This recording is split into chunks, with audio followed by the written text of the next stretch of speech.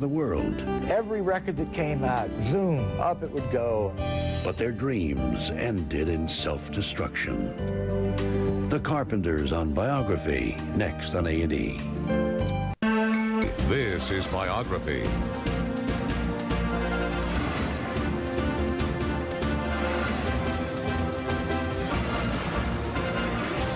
For April 14th, 1999, Biography with Jack Perkins.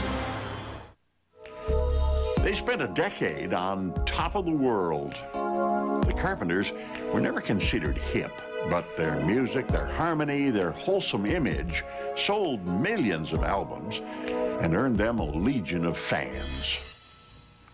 Karen Carpenter and her brother Richard were the boy and girl next door. They were masters of melodic love songs. What we didn't know at the time was that the boy next door was addicted to pills, and his sister was slowly starving herself to death. No one in the world ever had love as sweet as my love. Every record that came out, zoom, up it would go, and it was just a magical time. There was a moment between the two of them where they were almost basking in something. He really believed his sister had the greatest voice of a generation, and she really believed her brother was a genius. I compare her with Nat King Cole, and there's very few singers that are that rich, actually. Karen was becoming this giant star, and Richard just became the piano player with the Carpenters. We were sitting down, and she looked at me and she says, I have a problem. I said, what is it? She says, I have anorexia nervosa. Both Richard and Karen have very special talents. I believe in the music and the song, and that's what makes it live and relive.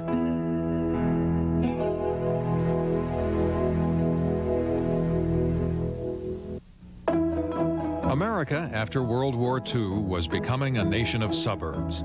Couples flocked to housing developments that were springing up across the country, impatient to start families. Harold and Agnes Carpenter were among those eager to take advantage of the affordable housing. In 1946, they moved into a home in New Haven, Connecticut. Harold Carpenter worked a color press at the New Haven Pulp and Board Company. On his off hours, he and Agnes washed cars to add to the family budget.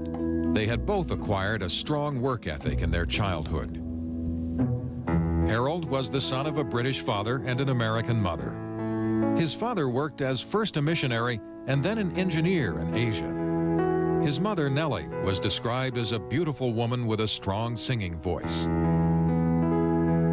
Agnes Tatum Carpenter was one of 4 daughters of a Baltimore businessman who ran a wholesale clothing operation. He made sure Agnes and her sisters understood the value of hard work. Agnes, an expert seamstress, made her own wedding gown. She was a strong-willed woman, a protective mother, and a meticulous housekeeper.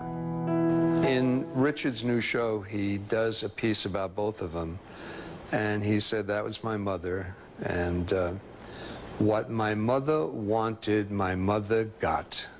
On October 15th, 1946, Agnes gave birth to the couple's first child, named Richard Lynn after Harold's brother. 3 years later, his sister, Karen Ann, was born on March 2nd, 1950. Though Agnes and Harold loved their children, Richard has noted that they were uncomfortable with openly displaying their affection. What they did share unreservedly was their love of music. Harold had an eclectic collection of music, from Harry James to Spike Jones to classical composers. He loved music, all kinds of music, and that's where Richard gets some of the classical bent that he has, because he was always testing Richard to reach out and try this, try that, try a little Rachmaninoff, try that. By the time he was 3 years old, Richard's greatest pleasure was spending hours in the basement listening to music from Harold's record collection. Harold had hung playground swings from the ceiling of the basement, so Richard and Karen could swing and listen to music. Karen and Richard were close as children, and the strong relationship they established would last throughout their lives. They would always be each other's best friend. But though Karen loved spending time with her adored older brother, she was also a tomboy who enjoyed playing outside. Karen was always out playing softball. She was always out playing some kind of sports or doing something with the rest of the kids. Karen also had a great personality. She was a very friendly, outward-going person, a very fun person to be with. When he was 12, Richard began playing piano. By the time he was 16, he was taking piano classes at Yale. He thought about little besides music, and everyone in the neighborhood knew that he was headed for a career as a musician. We would be roller skating outside and he'd be playing the piano, especially with the neighborhood the way it is. Everybody's close by and the windows and the screens are up so you can hear him playing. Agnes Carpenter had a strong vision of her son as a successful musician, and she made sure he practiced the piano each day. And she saw something ahead of him way beyond the classical part that he did and the scales that he practiced. It was certainly a gift. I think she recognized it and knew where he had to go. Agnes and Harold decided the place to go to help Richard's budding career was Southern California. Though it meant leaving old friends, the Carpenters packed up their car and headed west in the summer of 1963. But the Carpenters didn't exactly move to the heart of Hollywood. They settled in Downey, California, not far from Los Angeles. Downey, like New Haven, was a typical suburban community and home to one of the country's first McDonald's. Richard liked Southern California immediately. He was soon playing organ at the local Methodist church. He also performed at area nightclubs where he had to hide the fact that he was underage. Karen drifted a bit when the family first arrived in California. But when she joined the high school band, she finally found an outlet for her energy, the drums. Since her parents couldn't afford a drum set at first, Karen practiced with sticks on a bar stool. When she finally could afford a set, Karen spent hours teaching herself complicated rhythms and becoming an accomplished drummer. While Karen was perfecting her drumming technique, Richard was attending the California State College at Long Beach. Richard was very well known in the music department. He was by far and away the best pianist at the music department. And also just the kind of person you would notice, you know. He was very vocal about his music. Outside of school, Richard formed the Richard Carpenter Trio with his sister Karen on drums and friend Wes Jacobs on bass. In June of 1966, the trio won the Hollywood Bowl Battle of the Bands, a prestigious amateur talent competition. The group played a Richard Carpenter composition.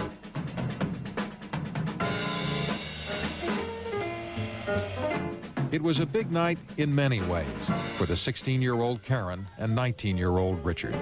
And I remember my father, whom I always just adored and knew loved me, even though we weren't really a tactile family, that night, as we were all turning in, saying, he knows that he doesn't say that much to me one way or the other, but he just wanted to let me know how proud he was of both Karen and me. And it just really stuck. It was very nice. Though the trio signed a deal with RCA, their jazzy instrumentals were out of step in an era of rock and roll. They were soon released from their contract. Richard, along with Karen, now formed a group called Spectrum. Richard was the leader and set the style for the band. Less instrumentals and more vocal harmonies. The group played at clubs around Los Angeles. And they had a girl drummer with her name on the drum head. Karen Carpenter was on the drum head. And boy, could she play. And so she's riddling through this stuff like a jazz drummer, really great chops. And these guys, wow, these incredible vocals, which, again, you'd never heard this out of a rock band. And everybody was blown away. Unfortunately, record companies were not blown away by the group. They rejected their sound as too soft. This group, too, fell apart. But Richard was determined and went on developing his sound, which now featured Karen on lead vocals. Well, our first contestants tonight come from California State College at Long Beach. They're the Dick Carpenter Trio. In 1968, Karen and Richard heard of a new national television program that was looking for musical groups. It was called Your All-American College Show. The Carpenters aced the audition. Then, on their first appearance on national television, they wowed the audience with their version of the song Dancing in the Streets.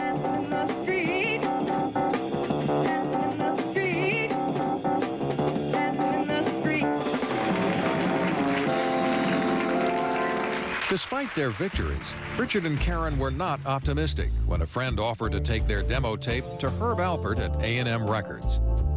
Alpert was a star himself as a trumpet player and leader of the popular band the Tijuana Brass. He also happened to be the A in A&M Records, a small but well-respected label. This time, the fairy tale came true for the Carpenters. Herb Alpert not only heard the tape, he was impressed with the arrangements, and he described Karen's voice as amazing. Alpert offered the brother and sister a recording contract. On April 22, 1969, Karen and Richard Carpenter signed their first major record deal. Karen was still underage at only 19 and had her parents there to co-sign. Richard was 22. It was a heady moment, but both siblings knew it was just the first step. Karen and Richard immediately went to work on their first album. It was time to try to make their dream of musical stardom a reality. You're watching The Carpenters on Biography. Here's Biography. Within 6 months of signing their contract with A&M, the Carpenters released their first album, titled Offering.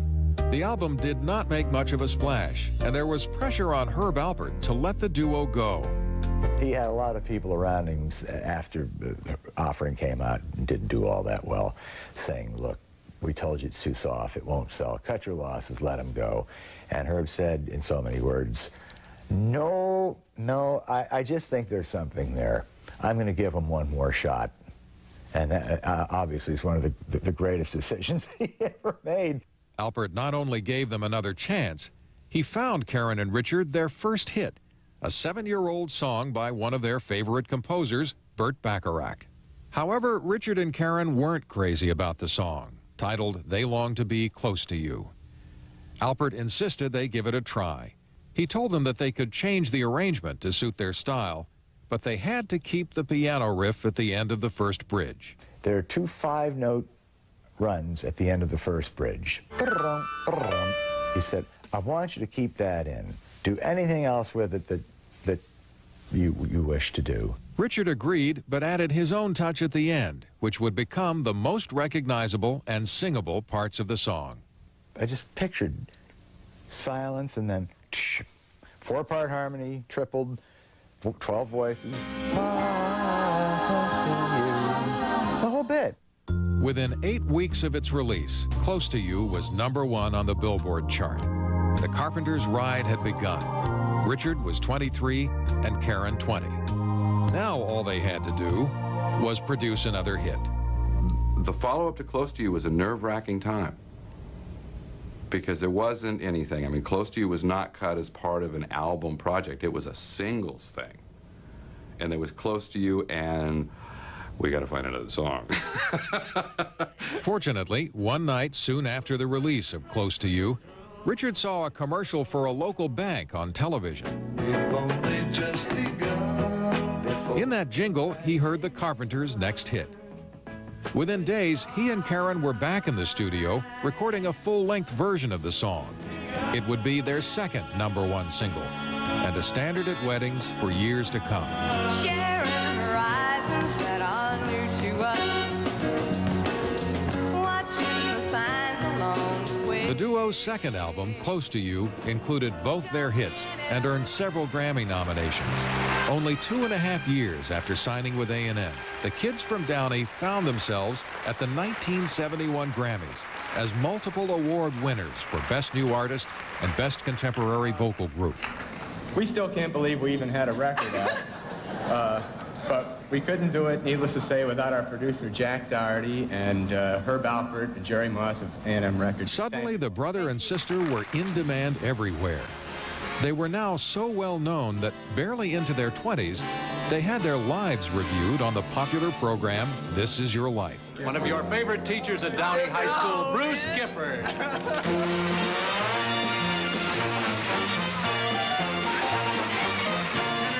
How did Karen start playing these instruments, Mr. Gifford? Well, to be honest with you, it started because she was trying to escape physical education. I thought you were a baseball player.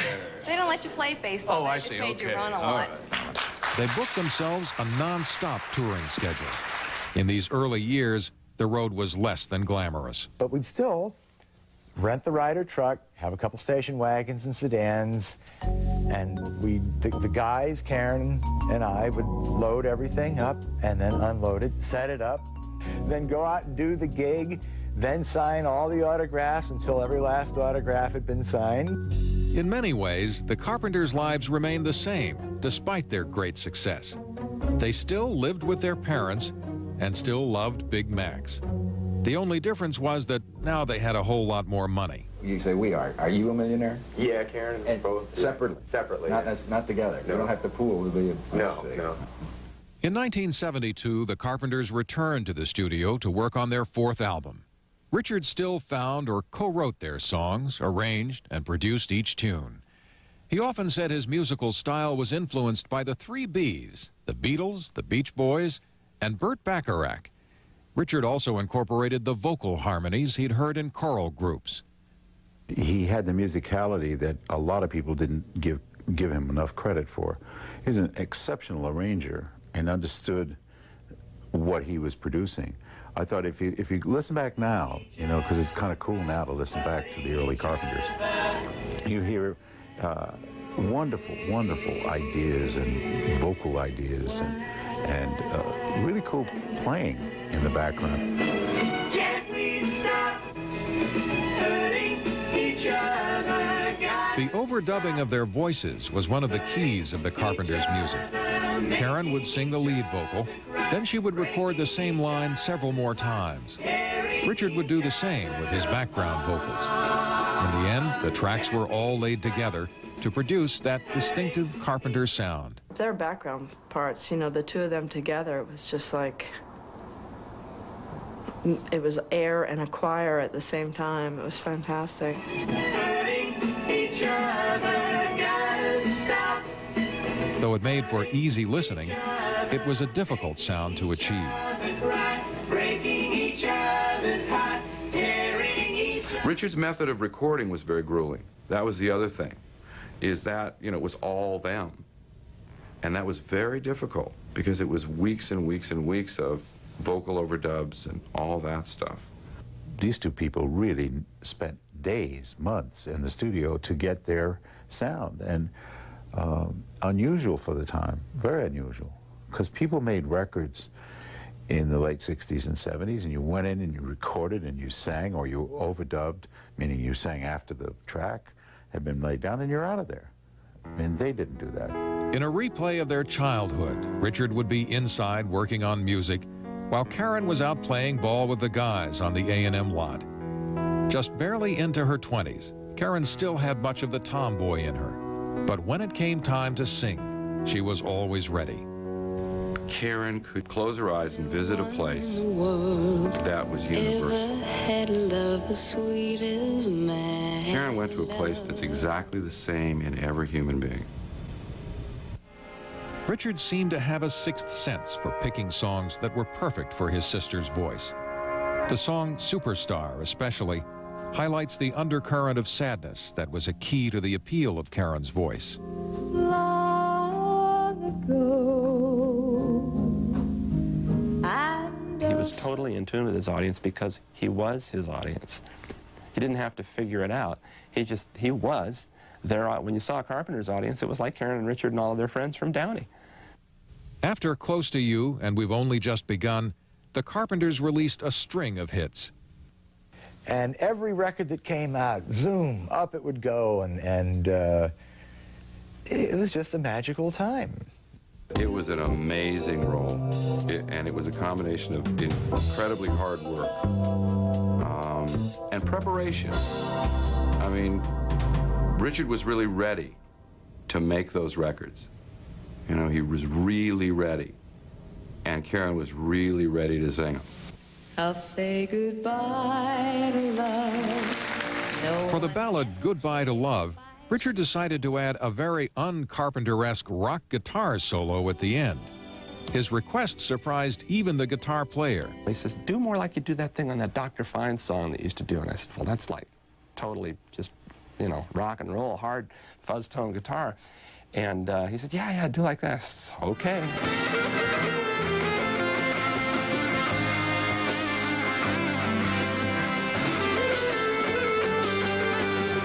Today, that's not a big deal.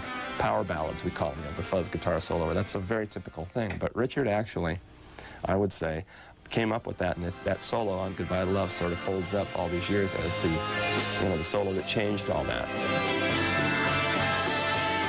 Inevitably, Karen began to overshadow Richard in the public's mind. After all, it was her voice coming through their radio speakers. Karen had that incredible voice that everybody said, oh, yeah. What we used to call instant radio. You know, when the radio went on and you heard Karen Carpenter's voice, it took about 3 seconds and you knew who it was. That's amazing. An incredible instrument, wonderfully controlled. And she sang simple, and I love that. I mean, she sang the song. There was not a lot of tricks. It's something that I've grown up to sort of emulate, that style of trying to just deliver the song. And Karen was one of the masters of it. Karen also played drums in the band. She still loved the instrument she had discovered in high school. When I took up the drums, both the drums and the voice started to come together. At the same time. But did folks like to say, girl drummer? Well, yeah. Karen, why do you want to do that? Well, everybody kind of looked at me funny, but I didn't really care. As her popularity as a singer grew, so did the pressure for her to take the normal position of a lead singer, center stage. So she agreed to a compromise. The major ballads she would sing out front, the rest she would perform at the drums. It wasn't about how she sounded. She was carrying the vocals just fine. And she was playing the drums just fine. The thing is, you had this phenomenal singer, the back part of the stage behind all this stuff, right? And people wanted to see the singer. Within a few short years, Karen and Richard Carpenter had gone from suburban kids with a dream to international pop stars. By 1973, they were A&M's top-selling group. To quote one of their hits, the Carpenters were now on top of the world. Yet before the end of the 70s, it would all begin to fall apart. You're watching The Carpenters on Biography.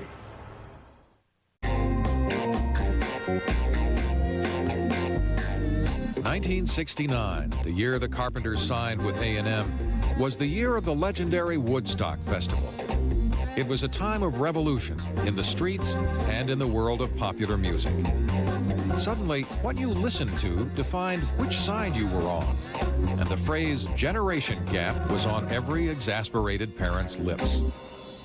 Anti-establishment was definitely the word in rock and roll in the late 60s, and the Carpenters were the complete opposite. They were the establishment. It's hard to imagine anything more of the opposite of the whole kind of Woodstock culture aesthetic than the Carpenters. So the Carpenters were seen by the rock press as a brother and sister team who sang syrupy love songs. They were stereotyped as milk-loving mom and apple pie squares. Well, I just think that the pressure of the perfect siblings, you know, squeaky clean, probably never said a curse word in their lives. I mean, I felt like they were imprisoned in a way. It was hard for the siblings to deal with the personal criticisms of their hair and clothes, but what really made them angry was the unthinking dismissal of their music. And I kind of expected a fair shake when it came to the Carpenters, because whether you like them or you don't, no one can really say that we weren't good. You just can't. And some people said we weren't good, and say, they're ignoramuses. The Carpenters further cemented their reputation as the Pat Boone and Doris Day of their generation when they accepted President Nixon's invitation to play at the White House. We think that tonight, having the Carpenters, one of America's finest young group in America, entertain us is most appropriate. The Carpenters, ladies and gentlemen.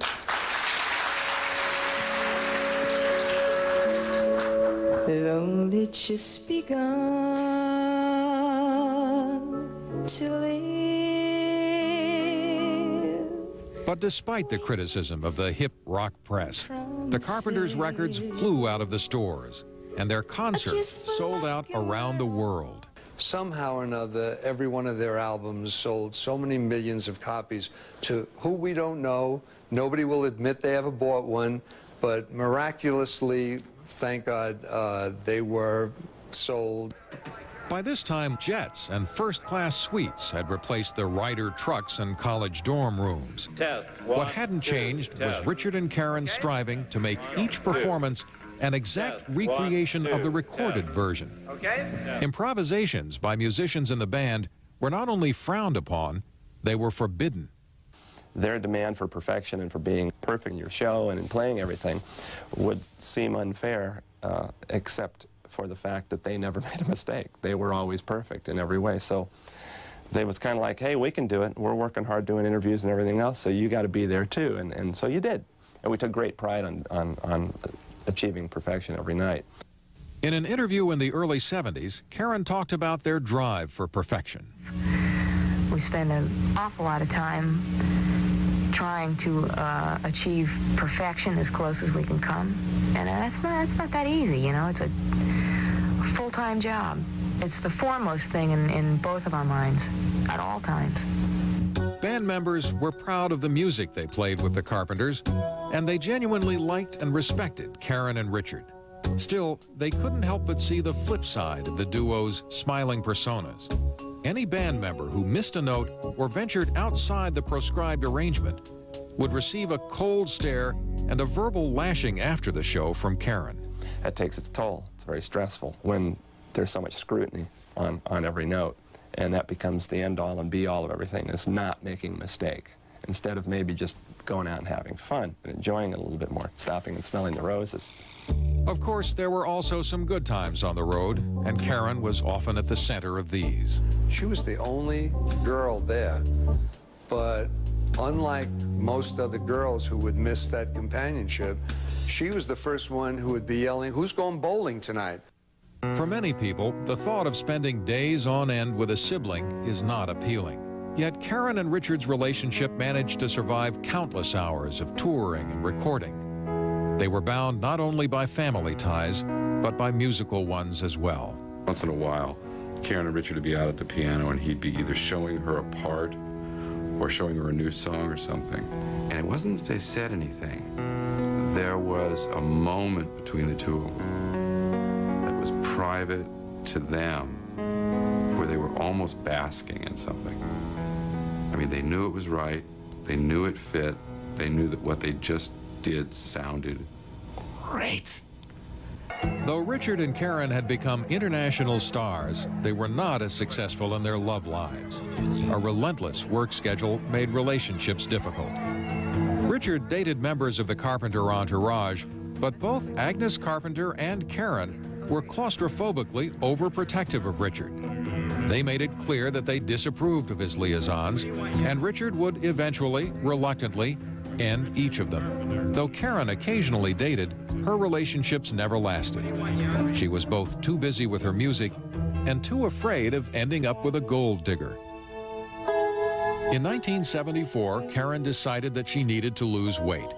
She had always disliked her hourglass figure and now began what everyone considered normal dieting. Karen got down to a weight that seemed normal to those around her. The problem was, she didn't stop dieting once she got there. Concerned, Richard spoke to his sister, who told him not to be alarmed. She just wanted to get down to 105 pounds. But 105 pounds came and went, and Karen kept dieting. By 1975, the normally energetic singer had to rest between shows in Las Vegas. But then it just kept going. down, down, down. And of course, if in fact she had anorexia nervosa, we didn't know it at the time. It's just all of us around her noticed that the pounds were just falling off. Then something even more uncharacteristic happened. Karen, who never missed a day of work, became too weak to perform. The Carpenters had to cancel their sold-out appearances in Britain and Japan. While Richard flew overseas to speak to fans and promoters, Karen rested at home in Downey under the watchful eye of her mother. When her weight climbed back to 104 pounds, everyone thought the worst was over. But for Karen and the Carpenters, the worst had only just begun.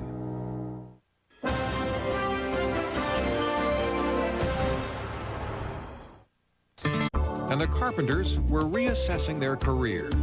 Though their 1976 album, A Kind of Hush, had sold well, the group didn't feel that it was their best work. Fatigue from endless touring and personal appearances had seeped into the recording process. The brother and sister decided that they needed a new direction, and that direction was television. It would keep them in touch with their fans and off the road for a while. Their first national television special aired on December 8, 1976. Bum came up to you. Said he hadn't had a bite in days, so I bit him. The show was a hit, ranking number 6 in the ratings, and they went on to host several more specials. These programs allowed Karen to show off her talents as a comedian. I put on my angel gown and oh, your mama laughed. And they gave Richard a chance to highlight his musical roots. Here, the group performs a Spike Jones-influenced version of their first hit, Close to You.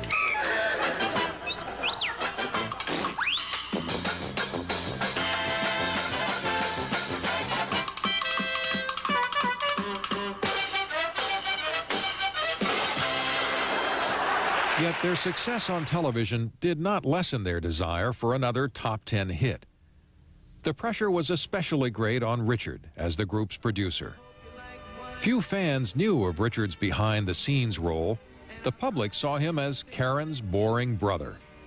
At one public appearance, Richard was introduced as the piano player for the Carpenters. Eventually, the pressures of keeping the group's career moving and his own ego satisfied became too much for Richard.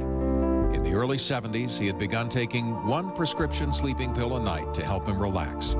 By the late 70s, he had become dependent on the pills. Then, one night in Las Vegas in 1978, Richard reached his breaking point. He simply could no longer go on with the show. Richard now made a startling decision. He canceled the rest of the group's 2-week engagement. Everyone, including Richard, assumed it was only a temporary break from the concert grind. But it would be the last time the band would play together live. Richard now realized that he needed help. He checked himself into a rehabilitation clinic in Kansas to try to overcome his addiction. Karen, meanwhile, once again weighed under 100 pounds. At the time, anorexia nervosa was a term unknown to the general public. But Karen's friends and family knew something was wrong. Karen herself stubbornly refused to admit she had a problem. While Richard was in the rehab clinic, he urged Karen to get treatment for her eating disorder. But Karen resisted taking his advice. Instead of confronting her problem, Karen was deciding whether to make a solo album while Richard was convalescing.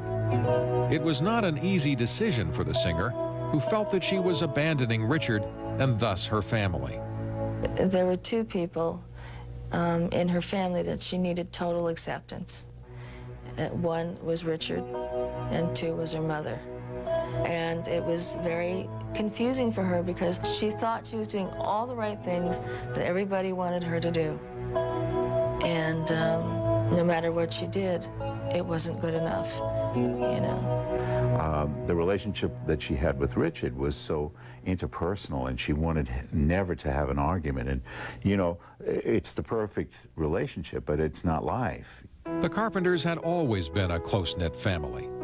In some ways, that closeness prevented Karen and Richard from pursuing their own lives as adults. In fact, it wasn't until they were in their mid-20s that they finally moved out of their parents' house. And even then, their mother Agnes wanted them to remain at home.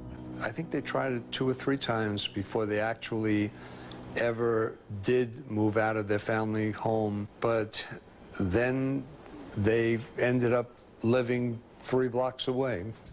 I think it's a natural function for people to break away from our families and have to go back, you know? And I think because of the way things worked out, they didn't have a chance to go through that developmental stage. It all kind of stayed welded together. Though Karen was anxious about working outside the family circle, she resolved to go ahead with her solo album anyway. A&M arranged for her to work in New York with veteran producer Phil Ramone. The two decided that it was time for Karen to break away from her virginal Carpenters image. The album would include more sexually explicit songs like Making Love in the Afternoon.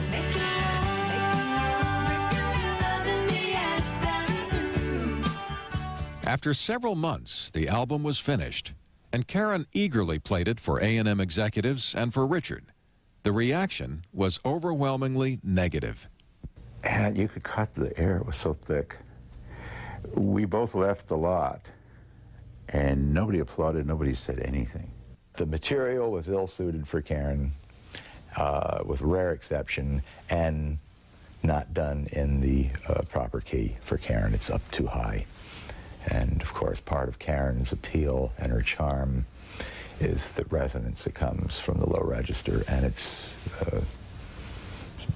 not there in that album, so. Karen was devastated by the criticism of her solo effort and decided not to release it. At about this time in 1980, Karen's love life finally took center stage. Through friends, she met businessman Tom Burris. Within weeks, they were engaged, and on August 31st, 1980, the two were married in an elaborate wedding at the Beverly Hills Hotel. She was hoping, and we were all hoping for her, that she married the perfect husband and would have children, and that she wanted a family.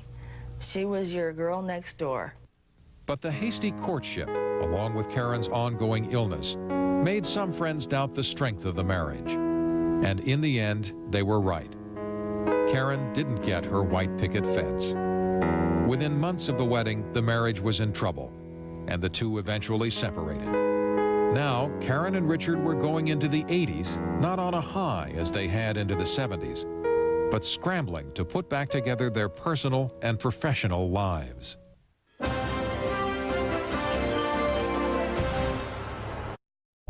The Carpenters released their 10th album, titled Made in America. Though the album didn't produce any top 10 hits, Richard still felt that the duo was on the right track. But before the group could go any further, Karen had to deal with her illness. After years of denial, the 31-year-old was finally ready to admit that she had a problem. She returned to New York to work with a therapist who specialized in eating disorders. Somewhat unrealistically, Karen was determined to complete the 3-year program in 6 months to a year. By this time, Karen was taking dozens of laxatives along with thyroid tablets each day. Neither Richard nor her mother agreed with the way Karen was treating her illness. Richard thought his sister should be a full-time patient at a facility that focused on eating disorders. As for Agnes, she never believed in going outside the family for help. You know, if you have a problem, you work it out. You don't go to a therapist. You know, I mean, that whole thing about the taboo about being nuts versus, I just need a little direction here. I want to clarify things. Despite her family's disapproval, Karen continued her therapy in New York. My stomach just sank when I met her on the street, and I put my hands on her arms and gave her a kiss. There was just nothing there. So you knew that she wasn't getting any better. But the voice and the person who came out was still that same enthusiasm. She never lost that. After a year of therapy, twice as long as she anticipated, Karen felt well enough to take a break. Though still too thin, she had gained some weight. And more importantly, at age 32, she had gained a sense of independence. I think she really thought she had confronted that, the fact that yes, she was anorexic, and yes, she was capable of even hailing a taxi, which she'd never done before. Now Karen returned to Southern California, full of hope for the future. But those close to her realized right away that she was far from well. But see, by that point in time, I could see it in her eyes. I just knew she wasn't right. And I guess it was too many years of really screwing around with her body. I think the years had taken their toll. It's hard when your best friend is slowly killing herself and not really aware of it. Karen Carpenter had been starving her body for nearly a decade. And now even her determined spirit couldn't overcome the damage she had done. On the morning of February 4th, 1983, the years of abuse finally caught up with Karen. When Agnes Carpenter called her daughter to come down for breakfast, she got no answer. Rushing upstairs, Agnes found Karen passed out on the floor of her bedroom closet.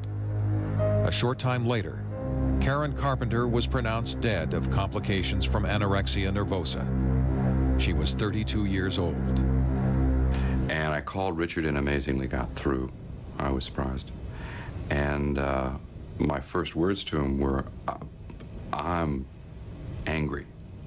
I mean, I feel bad about that because I feel mad. And he said, yeah, me too. Anger at myself, anger at Karen, although I know that part of the disorder is not realizing you have a disorder. Anger at doctors, hospitals, therapists. Karen's funeral was held at the Downey Methodist Church, where Richard had once played the organ. It was a gray day in the Southern California town. And of course, it was raining, you know. Rainy days and Mondays, you know, it's horrible. And this was wrong. This beautiful, sweet girl that we all loved so much. All these grown men just sitting there just sobbing. Karen Carpenter's death at such a young age and of such an unknown disorder shocked and saddened the American public. Richard Carpenter was stunned by the loss of his sister, his best friend, and musical partner. It took him years to fully recover. Richard did release a solo album in 1987, which sold moderately well, but it did not recapture the magic he had with his sister. In May of 1984, Richard married Mary Rudolph, whom he had known for many years. The couple went on to have 4 children. Over the years, fans of the Carpenters had asked Richard to release Karen's solo album. Finally, in 1996, he did. The reviews agreed with his original assessment. It was not Karen's best work. For years, the Carpenters' music was kept alive mostly by fans who played it in their homes. Now the 70s are far enough behind us to be fodder for nostalgia. And there's been a resurgence of interest in the Carpenters' music. And Richard Carpenter has begun to re-enter the music scene. In 1997, he toured Japan, playing instrumental versions of Carpenter's songs with a 60-piece orchestra. The Carpenters, once thought of as transitory pop artists, have carved a permanent place for themselves in America's musical history. Quality is everything. You know, I think that both Richard and Karen have very special talents. But I believe in the music and the song. And that's what makes it live and relive. And when the evening comes, we smile.